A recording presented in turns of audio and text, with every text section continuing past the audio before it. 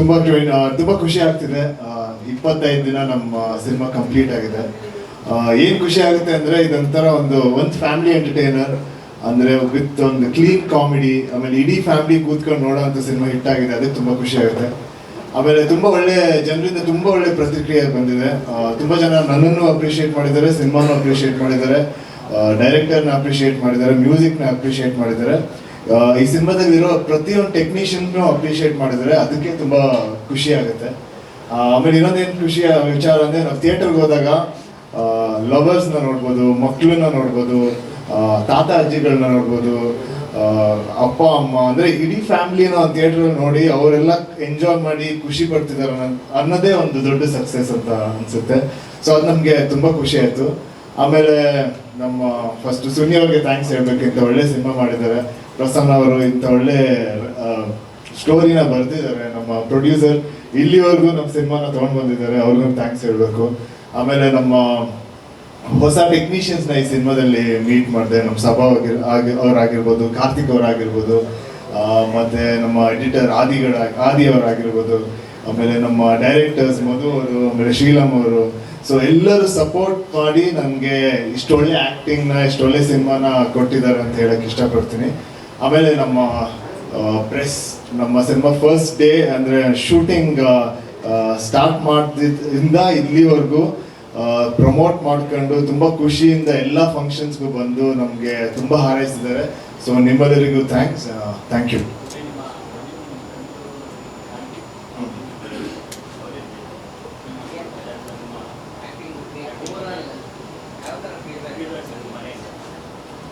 So ಅವ್ರಿಗೇನಂದ್ರು ಅದೇ ಮನೆಯಲ್ಲಿ, ಆಮೇಲೆ ದೊಡ್ಡಪ್ಪ ಆಗಿರ್ಬೋದು, ಆಮೇಲೆ ತಂದೆ ಆಗಿರ್ಬೋದು, ಎಲ್ಲರೂ ಏನಂದ್ರೆ ಅಂದರೆ ಈ ಸಿನಿಮಾಲಿ ನಿನ್ಗಿಂತ ಜಾಸ್ತಿ ಬರೀ ಅತಿಶಯ ಕ್ಯಾರೆಕ್ಟರ್ ಕಾಣಿಸುತ್ತೆ. ಸೊ ಅದು ನಮಗೆ ತುಂಬ ಇಷ್ಟ ಆಯಿತು, ಅದು ನಮಗೆ ತುಂಬ ಖುಷಿ ಆಯಿತು. ಆಮೇಲೆ ಇಡೀ ಸಿನಿಮಾದಲ್ಲಿ ಅಂದರೆ ಎಲ್ಲದೂ ಇದೆ, ಅಂದರೆ ಇಮೋಷನ್ಸ್ ತುಂಬ ಚೆನ್ನಾಗಿದೆ, ಕಾಮಿಡಿ ತುಂಬ ಚೆನ್ನಾಗಿದೆ, ಒಂದು ಕಂಪ್ಲೀಟ್ ಪ್ಯಾಕೇಜ್ ಆಗಿ ಇದೊಂದು ಸಿನಿಮಾ ಇದೆ ಅಂದ್ಬಿಟ್ಟು ಅವ್ರಿಗೆ ತುಂಬ ಇಷ್ಟ ಆಯಿತು. ತುಂಬ ಒಳ್ಳೆ ಪ್ರತಿಕ್ರಿಯೆ ಕೊಟ್ಟರು.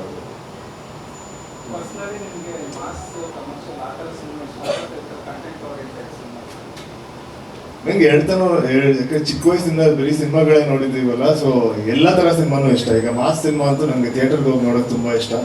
ಬಟ್ ಈ ಥರ ಸಿನಿಮಾ ಜರ್ನಿ ತುಂಬ ಚೆನ್ನಾಗಿರುತ್ತೆ. ಯಾಕಂದರೆ ಇಡೀ ಸಿನಿಮಾಲಿ ನಮ್ಮ ಮೈಂಡ್ ಸೆಟ್ ಆ ಕ್ಯಾರೆಕ್ಟರ್ ಥರ ಇರುತ್ತೆ. ತುಂಬ ಖುಷಿಯಾಗಿರ್ತೀವಿ, ತುಂಬ ಜೋವಿಯಲ್ ಆಗಿರ್ತೀವಿ. ಸೊ ಆ ಜರ್ನಿ ಚೆನ್ನಾಗಿರುತ್ತೆ. ಸೊ ಈ ಥರ ಸಿನಿಮಾ ಅಲ್ಲಿ ಆ್ಯಕ್ಟ್ ಮಾಡೋದು ತುಂಬ ಚೆನ್ನಾಗಿರುತ್ತೆ. ಎರಡೂ ಇಷ್ಟ ನನಗೆ. ಮಾಸ್ ಸಿನಿಮಾನೂ ಇಷ್ಟ, ಆಮೇಲೆ ಈ ಥರ ಒಂದು ರೊಮ್ಯಾಂಟಿಕ್ ಫ್ಯಾಮಿಲಿ ಎಂಟರ್ಟೈನರ್ಸು ಇಷ್ಟ. ಬಟ್ ರಾಮ್ ಕಾಮ್ ನಂಗೆ ಯೂಶ್ವಲಿ ತುಂಬ ಇಷ್ಟ. ಈಗ ನೋಡೋಕ್ಕೂ ಆಗಿರ್ಬೋದು, ಆ್ಯಕ್ಟ್ ಮಾಡೋಕ್ಕೆ ರಾಮ್ ಕಾಮ್ ನಂಗೆ ತುಂಬ ಇಷ್ಟ. ಒಂದು ಡೈಲಾಗ್ ತುಂಬಾ ಹತ್ರ ಆಗಿದೆ ಹೆಣ್ಮಕ್ಳಿಗೆಲ್ಲ. ಅದು ನಿಮ್ಮ ಬಾಯಲ್ಲಿ ಬಂದಾಗ ಇಡೀ ಸಿನಿಮಾದಲ್ಲಿ ಒಂದು ರಿಪೀಟ್ ಮಾಡೋದು ಹೇಳ್ತೀರಾ. ನನ್ನ ಹಾರ್ಟಲ್ಲಿ ಒಂದು ಫೀಲ್ ಇದೆ, ಆ ಫೀಲಿಗೆ ಒಂದು ಬೇಸಿದೆ ಅಂತ. ಆ ಡೈಲಾಗ್ ಬಗ್ಗೆ ಹೇಳ್ತೀರಾ? ಆ ಫೀಲ್ ಬಗ್ಗೆ ಏನು ಹೇಳ್ತೀರಾ? ಆ ಫೀಲ್ ಬಗ್ಗೆ ಅದೇ ಅದೊಂದು ಇದರಲ್ಲಿ ಹೇಳ್ತಾ ಇದೆ, ಲೈಫ್ದೊಂದು ಪ್ಲಾನ್ ಇರುತ್ತೆ, ಆಮೇಲೆ ನಮ್ದೊಂದು ಪ್ಲಾನ್ ಇರುತ್ತೆ. ಆ ಎರಡು ಪ್ಲಾನ್ ಒಂದಾಗ್ದಾಗಲೇ ಸಕ್ಸಸ್ ಸಿಗೋದು ಅಂತ. ಸೊ ಪ್ರತಿಯೊಬ್ಬನಲ್ಲೂ ಪ್ರೀತಿ ಇದ್ದೇ ಇರುತ್ತೆ. ಆ ಪ್ರೀತಿನ ಹುಡುಕ್ಬೇಕು, ಅದು ನಮಗೆ ಸಿಕ್ಕಿದಾಗ ಆಚೆನೂ ಸಿಗುತ್ತೆ ಅಂತ ಹೇಳೋಕೆ ಇಷ್ಟ. ಕರೆಕ್ಟು ಟೈಮಿಗೆ ಬಂದೆ ಮೇಡಮ್. ನೆಕ್ಸ್ಟ್ ನಿಮ್ಮ ಹೆಸರೇ ಇತ್ತು. ಅರುಣಾ ಬಾಲರಾಜ್ ಮೇಡಮ್ ದಯವಿಟ್ಟು ವೇದಿಕೆ ಮೇಲೆ ಬರಬೇಕು.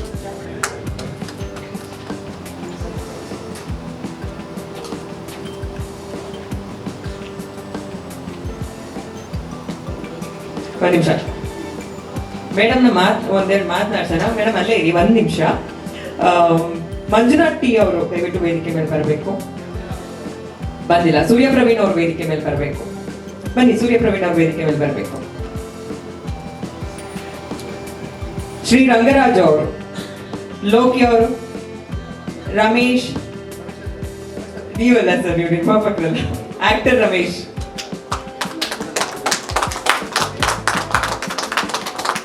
ಹಾಗೆ ಸುಮೇಶ್ ಅವರು, ಚೈಲ್ಡ್ ಆಕ್ಟ್ರೆಸ್ ಲಕ್ಷ್ಯ ರಾಜ್. ಸರ್ ಬನ್ನಿ, ನೀವು ಕಲೆಕ್ಟ್ ಮಾಡ್ಕೊಳ್ಳಿ.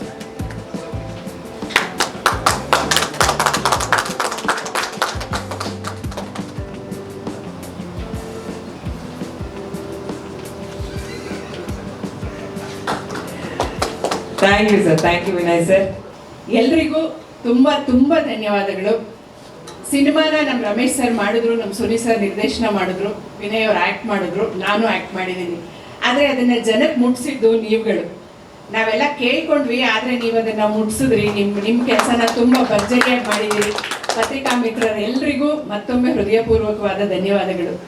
25 ದಿನದಷ್ಟೇ ಅಲ್ಲ, ನಾವು 100 ದಿನದ ಸಂಭ್ರಮನೂ ಈ ಥರನೇ ಆಚರಣೆ ಮಾಡಬೇಕು ದೊಡ್ಡದಾಗಿ ನಿಮ್ಮೆಲ್ಲರ ಜೊತೆ ಅಂತ ನಾವೆಲ್ಲರಿಗೂ ಆಸೆ ಇದೆ. ಖಂಡಿತವಾಗ್ಲೂ ಅದು ನೆರವೇರುತ್ತೆ ಅಂತ ನಾನು ಈ ಸಂದರ್ಭದಲ್ಲಿ ಅಂದ್ಕೊಂಡಿದ್ದೀನಿ, ಹೇಳಕ್ಕೂ ಇಷ್ಟಪಡ್ತೀನಿ. ಆ್ಯಂಡ್ ಅದಾಗಬೇಕು ಅಗೇನ್. ಮತ್ತೆ ನಿಮ್ಮೆಲ್ಲರ ಪ್ರೋತ್ಸಾಹ ಮತ್ತು ಎನ್ಕರೇಜ್ಮೆಂಟ್ ಬೇಕೇ ಬೇಕು. ಅದರಿಂದ ನಿಜವಾಗ್ಲೂ ಜನಕ್ಕೆ ರೀಚ್ ಆಗುತ್ತೆ. ಯಾವುದೇ ಒಳ್ಳೆ ಸಿನಿಮಾ ಆದರೂ 4 ಜನಕ್ಕೆ ರೀಚ್ ಆಗೋದು ಅಥವಾ ಅದು ಹೋಗೋಕ್ಕೆ ಸಾಧ್ಯ ಆಗ್ತಾ ಇರೋದು ಇವಾಗಿನ ಸಮಯದಲ್ಲಿ ಮೀಡಿಯಾ ಮೂಲಕ ಮಾತ್ರನೇ. ಅದನ್ನು ನಿಮ್ಮೆಲ್ಲರ ಸಹಕಾರದಿಂದ ದಯಮಾಡಿ ನಮ್ಮ ಸಿನಿಮಾ 100 ದಿನದತ್ತ ಹೋಗೋ ಥರ ನೀವೆಲ್ಲ ಹೆಲ್ಪ್ ಮಾಡಿದ್ರೆ ತುಂಬ ಒಳ್ಳೇದಾಗುತ್ತೆ. ಆ್ಯಂಡ್ ನಮ್ಮ ಸಿಂಪಲ್ ಸುನಿ ಇವಾಗ ಗ್ರ್ಯಾಂಡ್ ಸುನಿ ಆಗಿ 100 ಡೇಸ್ ಫಂಕ್ಷನ್ಗೆ ಬರೋದಕ್ಕೆ ಹೆಲ್ಪ್ ಮಾಡೋದಾಗುತ್ತೆ. ಈ ಸಿನಿಮಾದಲ್ಲಿ ನಾನು ತಾಯಿ ಪಾತ್ರ ಮಾಡಿರೋಕ್ಕೆ ಅವಕಾಶ ಮಾಡಿಕೊಟ್ಟಿರೋ ನಮ್ಮ ಸಿನಿಮಾ ತಂಡ ಎಲ್ರಿಗೂ ನಾನು ಹೃದಯಪೂರ್ವಕವಾದ ಧನ್ಯವಾದಗಳನ್ನು ಹೇಳ್ತೀನಿ. Veer Samarth sir, thank you so much. ಎಲ್ಲೇ ಹೋದರೂ ನಿಮ್ಮ ಮ್ಯೂಸಿಕ್ ಬಗ್ಗೆ ಜನ ಮಾತಾಡ್ತಾ ಇದ್ದಾರೆ. ಅದ್ಭುತವಾದಂಥ ಮ್ಯೂಸಿಕ್ ಕೊಟ್ಟಿರೋದಕ್ಕೆ ತುಂಬ ತುಂಬ ಥ್ಯಾಂಕ್ಸ್. ನಮ್ಮ ಸಿನಿಮಾ ತಂಡದ ಗೆಲುವಿಗೆ ಮತ್ತೊಮ್ಮೆ ಜೈ ಅಂತ ಹೇಳ್ತಾ ಥ್ಯಾಂಕ್ ಯು.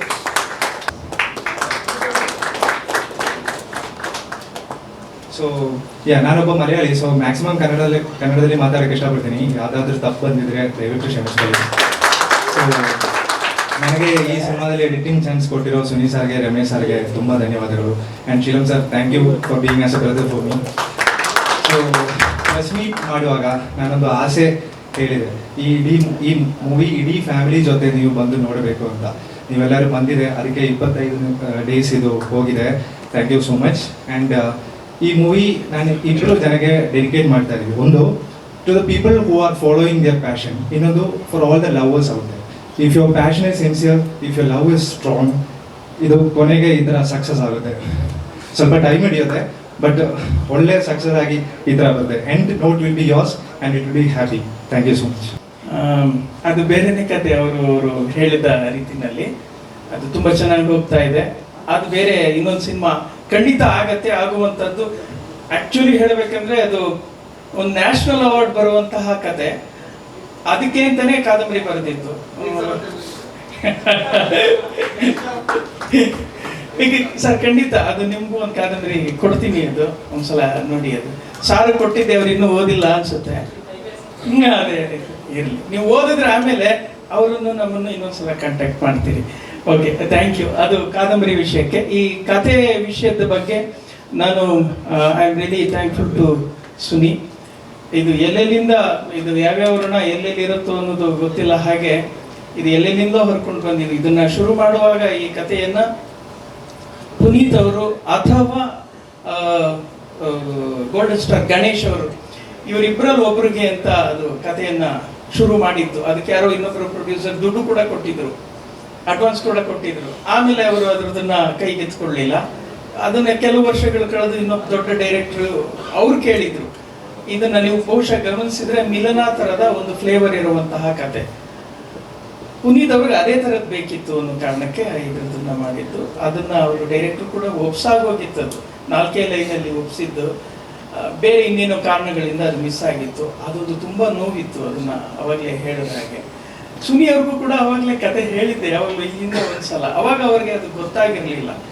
ಈಗ ಮತ್ತೆ ಇದ್ರದಕ್ಕೆ ಮುಂಚೆ ಇನ್ನೊಂದು ಟೈಮಲ್ಲಿ ಈ ಕಥೆಯನ್ನ ಬೇರೆ ಇನ್ಯಾರೋ ಒಬ್ರಿಗೆ ಹೇಳಬೇಕಿದೆ, ಒಂದ್ಸಲ ಇದ್ರದ್ದು ಒಪಿನಿಯನ್ ಹೇಳಿ ಅಂತ ಹೇಳಿದೆ. ತಕ್ಷಣ ಸುನಿ, ಇಲ್ಲ ಇದು ಈ ಕತೆ ತುಂಬಾ ಚೆನ್ನಾಗಿದೆ, ಇದು ನಾನೇ ಮಾಡ್ತೀನಿ, ಇದು ನನಗೆ ಹೇಳಿರ್ಲಿಲ್ಲ ಅಂತಂದ್ರದು. ಇಲ್ಲ ಹೇಳಿದ್ದೆ, ಮರ್ತ್ಬಿಟ್ಟಿದ್ದೀರಾ ಅಂತ ಅನ್ಸುತ್ತೆ, ಅದು ತುಂಬಾ ಇಲ್ಲ, ನನಗೆ ಅವಾಗ ತಲೆಗೆ ಹೋಗಿರ್ಲಿಲ್ಲ. ಈ ಥರದ್ದೊಂದು ಕತೆ ನಂಗೆ ತುಂಬಾ ದಿವಸದಿಂದ ಇತ್ತು. ಈ ಸರ್ಚಿಂಗ್ ಫಾರ್ ಲವ್ ಇದೆಯಲ್ಲ, ಈ ಕಾನ್ಸೆಪ್ಟ್ ಮೇಲೆ ಬೇರೆ ಏನಾದರೂ ಒಂದು ಸ್ಟೋರಿ ಮಾಡಬೇಕಿತ್ತು ಅಂತ ನನಗೆ ಅನ್ನಿಸ್ತಾ ಇತ್ತು. ಸೊ ಅದರಲ್ಲಿ ಈ ಸಿನಿಮಾ ಮಾಡ್ತಾ ಇದ್ದೀನಿ ಅಂತ ಹೇಳಿದರು. ಸೊ ಅಲ್ಲಿಂದ ಮುಂದಕ್ಕೆ ಇದ್ರದ್ದು ಪ್ರೋಸೆಸ್ ಶುರುವಾಯಿತು. ಇದ್ರದ್ದು ಟೈಟ್ಲ್ ಕೂಡ ಹಾಗೆ ಡಿಸೈಡ್ ಆಗಿತ್ತು. ನಾವೇನೋ ಬೇರೆ ಇಟ್ಟಿದ್ದೆ ಇದ್ರದ್ದು ಟೈಟ್ಲು. ಸರ್ ನಾನು ಇದಕ್ಕೆ ಒಂದು ಸರಳ ಪ್ರೇಮ ಕಥೆ ಅಂತ ಇಟ್ಟಿದ್ದೀನಿ ಅಂತ ಅವರೇ ಸುನಿ ಅವರು ಫಿಕ್ಸ್ ಮಾಡಿದ್ರು. ಅದು ಇಲ್ಲ ಇದು ಹಾಗಾಗಲ್ವಲ್ಲ ಸುನಿ, ಇದು ಖಂಡಿತವಾಗಿ ಸರಳ ಪ್ರೇಮ ಕಥೆ ಅಲ್ವಲ್ಲ, ಇದು ಒಂದು ವಿರಳ ಪ್ರೇಮ ಕಥೆ ಅಂತ ಮಾಡಿ. ಇಲ್ಲ ಇಲ್ಲ, ಟೈಟ್ಲ್ ಮೇಲೆ ನನಗೆ ಒಂದು ಬೇರೆ ಫೀಲ್ ಇದೆ, ನನಗೆ ಅದು ಒಂದು ಸರಳ ಪ್ರೇಮ ಕಥೆ ಬೇಕು ಅನ್ನೋದು. ಇಲ್ಲ, ಒಂದು ಸರಳ ವಿರಳ ಪ್ರೇಮ ಕಥೆ, ಇಲ್ಲ ಅದು ಉದ್ದ ಆಯಿತು, ಕೊನೆಗೆ ಏನು ಒಂದು ವಿರಳ ಪ್ರೇಮ ಕಥೆಯಲ್ಲಿ ಅದ್ರ ಮೇಲೆ ಹೊಡೆದಾಕಿ ಸರಳ ಮಾಡಿಕೊಂಡು ಒಂದು ಒಪ್ಪಂದ ತರ ಆಗೋಯ್ತದು. ಅದು ಈಗ ನಿಜವಾಗ್ಲೂ ನಿಜ ಅನ್ನಿಸ್ತಿದೆ. ಯಾಕಂದ್ರೆ ಯಾರೇ ಅದನ್ನ ಕೇಳಿದಾಗ್ಲೂ ಆ ಸರಳ ವಿರಳದ ಜಂಟಿ ಏನಿದೆಯಲ್ಲ, ಅದೊಂದು ಜಂಟಿ ರಗಳೆ ತರ ಅದು ನೀಟಾಗಿ ಅದು ಎಲ್ರಿಗೂ ತಟ್ತದೆ. ಪ್ರತಿಯೊಂದು ರಿವ್ಯೂನಲ್ಲಿ ಇದು ಖಂಡಿತವಾಗಿ ಸರಳ ಪ್ರೇಮ ಕಥೆ ಅಲ್ಲ, ಇದು ವಿರಳ ಪ್ರೇಮ ಕಥೆ ಅನ್ನುವಂಥ ರೀತಿಯಲ್ಲಿ ಒಂದು ಒಪಿನಿಯನ್ ಬಂದಿದ್ದು ಖುಷಿ ಆಯಿತು. ಒಂದು ಸಣ್ಣ ಟೈಟ್ಲಿಗೂ ನಾವು ಏನೋ ಒಂದು ಮಾತಾಡಿ ಅದರದ್ದು ವರ್ಕೌಟ್ ಆಗಿತ್ತು. ಇನ್ನು ಕತೆ ಬಗ್ಗೆ, ಕಥೆ ಯಾವಾಗಲೂ ಮೊದಲನೇ ಕಲ್ಪನೆ, ಈ ಕಲ್ಪನೆಯನ್ನ ತೆರೆ ಮೇಲೆ ತರೋದಕ್ಕೆ ಬೇಕಾದಷ್ಟು ಸಾಹಸಗಳಿರ್ತದೆ. ಆ ಸಾಹಸಗಳು ಯಾವಾಗಲೂ ಅರ್ಥ ಆಗೋದು ಡೈರೆಕ್ಟರ್ಗೆ ಮಾತ್ರ. ಕತೆ ಮತ್ತು ಚಿತ್ರಕಥೆಯನ್ನ ಪೂರ್ತಿ ಮಾಡದ ಮೇಲೆ ಅದರ ಅಧಿಕಾರವನ್ನ ಖಂಡಿತವಾಗಿ ಯಾವುದೇ ರೈಟರ್ ಇದ್ರೂ ಕೂಡ ಅದನ್ನ ಡೈರೆಕ್ಟರ್ಗೆ ಕೊಟ್ಟೆ ಕೊಡ್ತಾರೆ, ಬಿಡ್ಲೇಬೇಕು. ಅದು ಈ ಕಥೆಯ ಮೂಲ ಚೌಕಟ್ಟೇನಿತ್ತೋ ಆ ಚೌಕಟ್ಟಿನಿಂದ ಆಚೆ ಹೋಗಿಲ್ಲ. ಪ್ರತಿ ಹಂತದಲ್ಲೂ ಸುನಿ ಅದನ್ನ ತುಂಬಾ ಇಂಪ್ರೂವ್ ಮಾಡ್ಕೊಂಡಿದ್ದಾರೆ ಅಂತ ಹೇಳೋದಕ್ಕೆ ನಾನು ಆಸೆ ಪಡ್ತೀನಿ. ಮತ್ತೆ ಆ ಕಾರಣಕ್ಕೆ ಅವ್ರಿಗೆ ನಾನು ತುಂಬಾ ಧನ್ಯವಾದಗಳನ್ನ ಕೂಡ ತಿಳಿಸ್ತೀನಿ. ನಾವು ಮೊದಲು ಅಂದ್ಕೊಂಡಾಗ ಇಬ್ರಿಗೂ ಒಟ್ಟಿಗೆ ಗೊತ್ತಾಗತ್ತೆ ಅಂತನ್ನೋದು ಆ ಎಂಡಲ್ಲಿ ಇದ್ದಿದ್ದದು ಕ್ಲೈಮ್ಯಾಕ್ಸ್. ಇಬ್ರಿಗೂ ಒಟ್ಟಿಗೆ ಗೊತ್ತಾಗತ್ತೆ, ಇಬ್ರು ಸೇರುವಂತದ್ದು ಈ ರೀತಿ ಅಂತಂದಿದ್ದೆ. ಬಟ್ ಸುನಿ ಇಲ್ಲ, ಅದು ಗೊತ್ತಾಗಿ ಒಬ್ರಿಗೆ ಮಾತ್ರ ಗೊತ್ತಾಗತ್ತೆ, ಇನ್ನೊಬ್ರು ಗೊತ್ತಾಗದು ಈ ತರ ನಿಧಾನಕ್ಕೆ ಗೊತ್ತಾಗಬೇಕು. ಈ ತರ ಚೆನ್ನಾಗಿದೆಯಲ್ಲ ಹಂಗನ್ನಿಸ್ತದೆ. That is improvisation.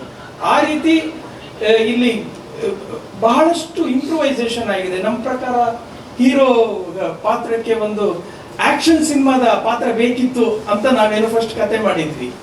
ಅದನ್ನ ಅವ್ರು ತೆಗೆದಾಕ್ಬಿಟ್ಟು ಕಂಪ್ಲೀಟ್ ಆಗಿ ಲವ್ ಸ್ಟೋರಿ, ಆ ಲವ್ ಫೀಲ್ ಅಲ್ಲಿ ವಿನಯ್ ರಾಜ್ಕುಮಾರ್ ಅವರ ಆ ಕ್ಯಾರೆಕ್ಟರೈಸೇಷನ್ಗೆ ಬದಲಾಯಿಸ್ಕೊಂಡಿರೋದು, ಅದು ತುಂಬಾ ಒಳ್ಳೆ ರಿಸಲ್ಟ್ ಕೊಡ್ತದ್ದು. ಹೀಗೆ ಸಾಕಷ್ಟು ನೋಡಿ, ಅದು that is creativity of Suni. ಮಗನ ಕೆನ್ನೆಗೆ ಅಪ್ಪ ಹೊಡಿತಾರೆ ಅನ್ನೋವಂಥದ್ದು ಆ ದೃಶ್ಯ ಇದ್ದಿದ್ದು, ಅದು ಎಲ್ಲರೂ ತುಂಬಾ ಫೀಲ್ ಆಗಿರ್ತಾರೆ, ಅದು ಹೆಂಗಿರ್ತಾರೆ, ಈ ತರದ್ದು ನಾನು ಬರೆದಿದ್ದು ಸೀನ್. ಅದು ಕೊಟ್ಟಾಗ ಇದೆಲ್ಲ ಆಗಿ ಸೀನ್ ಎಂಡಲ್ಲಿ ಎಲ್ಲರೂ ಸೀರಿಯಸ್ ಆಗಿರ್ತಾರೆ. ಸುನಿ ಇದು ಅಲ್ಲಿ ವಿನಯ್ ರಾಜ್ಕುಮಾರ್ ಅವರು ಒಂದೇ ಒಂದು ಮಾತು ಹೇಳ್ತಾರೆ, ಯಾರು ಏನು ಇಷ್ಟೊಂದು ಸೀರಿಯಸ್ ಆಗಿ ಫೀಲ್ ಮಾಡೋದು ಬೇಡ, ವಿಷಯ ಆಚೆ ಹೋಗದೆ ಇದ್ದಂಗೆ ನೋಡ್ಬಿಡಿ ಸಾಕು. ಇಡೀ ಇದ್ರದ್ದು ಕಿತ್ಕೊಂಡು ಹೋಗ್ಬಿಡ್ತದ್ದು, ಇಷ್ಟ ಆಗೋಗ್ಬಿಡ್ತದ್ದು. ವೈಯಕ್ತಿಕ ಇದೇ ನಮ್ಮ ಸೀನ್ ಹಿಂಗಾಗೋಗ್ಬಿಡ್ತಲ್ಲ ಅಂತ. ಹೀರೋಯಿನ್ ಬಂದಿರ್ತಾಳೆ, ಅಲ್ಲೂ ಅಷ್ಟೇ ಒಂದು ಏನು ಕೈಕಾಲಿಗೆಲ್ಲ ಏನು ನೋವು ಮಾಡಿಕೊಂಡು ಬಂದಿದ್ರೆ ಅಲ್ಲಿ ಇಡೀ ಸೀನು ತುಂಬಾ ಬೇರೆ ತರ ಡ್ರಾಮಾ ಆಗ್ಬೇಕಿತ್ತದ್ದು. ಇದಕ್ಕಿದಂಗೆ ಸುನಿ ಇದ್ರದಲ್ಲೊಂದು ಇದನ್ನ ಹಾಕ್ಬಿಟ್ರು, ಅದು ಹಂಗೆ ಆಗಬೇಕು. ಆ ಕಾಮಿಡಿ ಆಗ ಘಟನೆನೇ ಮರ್ತೋಗ್ಬಿಡ್ಬೇಕು, ಆ ಮಟ್ಟಕ್ಕೆ ಒಂದು ಬೇರೆ ಎಫೆಕ್ಟ್ ಅನ್ನ ತಂದ್ಕೊಡೋ ಹಾಗಿತ್ತದು.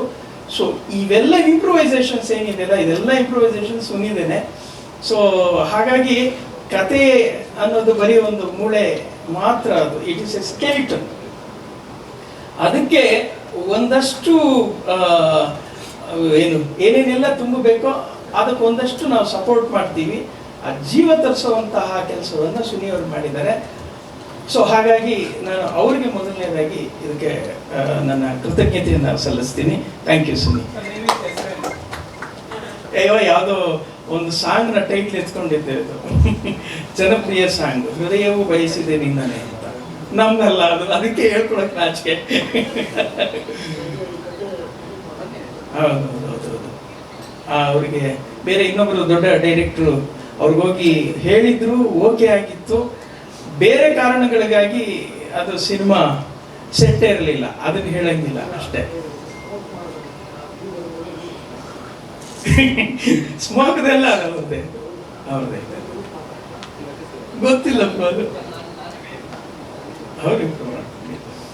ಅಲ್ಲ, ಒಟ್ಟು ಕಥೆಯ ಇದ್ರದ್ದು ಏನು ಸ್ವರೂಪ ಇತ್ತಲ್ಲ, ಹಿಂಗೆ ಗಲಾಟೆ ಆಗೋದು, ಪ್ರೀತಿಸೋದು, ಇದ್ರದ್ದು ಇದಿಷ್ಟು ಅದೇ ಆ ಟ್ರ್ಯಾಕಲ್ಲೇ ಇರುವಂಥದ್ದು.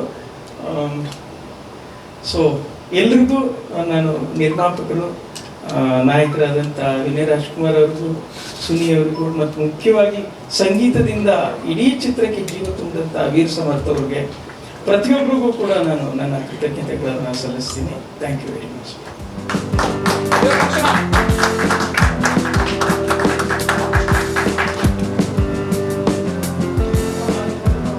ಹೌದು, because 25 days throughout the journey ಮಾಧ್ಯಮದವ್ರ ಜೊತೆ ಇದ್ದಾರೆ. ಓಕೆ, ವಿನಯ್ ಸರ್ ಕೊಡಿ.